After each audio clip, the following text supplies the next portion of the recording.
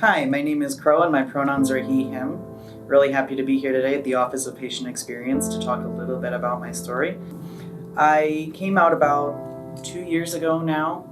My husband will laughingly say that I came out to myself as trans, and I think that he's right. I knew that I was trans since I was about 7 years old when I was sitting in my bedroom crying and my mom was asking me what was wrong, and the only answer that I had to her at the time was, I feel like an alien.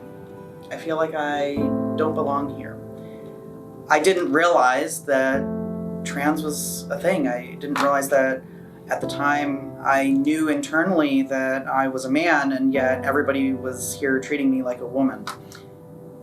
That was why I felt like an alien. I wasn't fitting in at all. And when I finally was able to come out to myself, then it kind of started this whole journey of figuring out how to be a teenager again, how to learn these skills that I thought that I knew already at 27 years old, and reliving some of those experiences of how to deal with rejection, how to make new friendships, how to even find the tribe that I knew that I belonged to.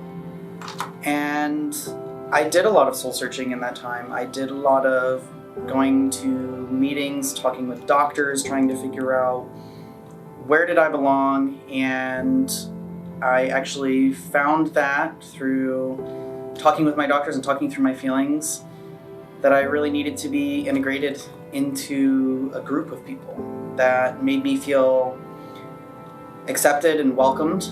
And the way that I found that was through the leather community and the gay community at the time. And I've continued to grow and expand within that, which brings me to a unique predicament when talking about those things with my doctor.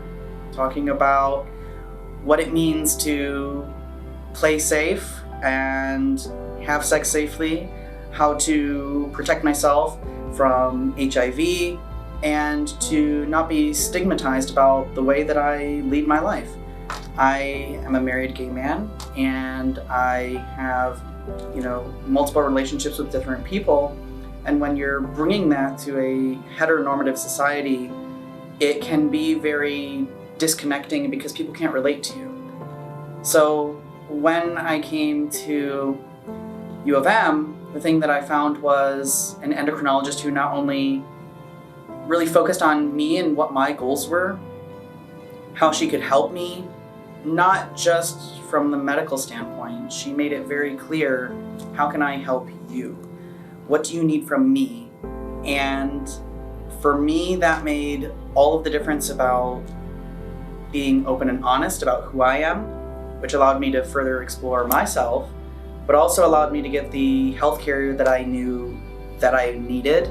And she was able to connect me with resources that allowed me to get that healthcare.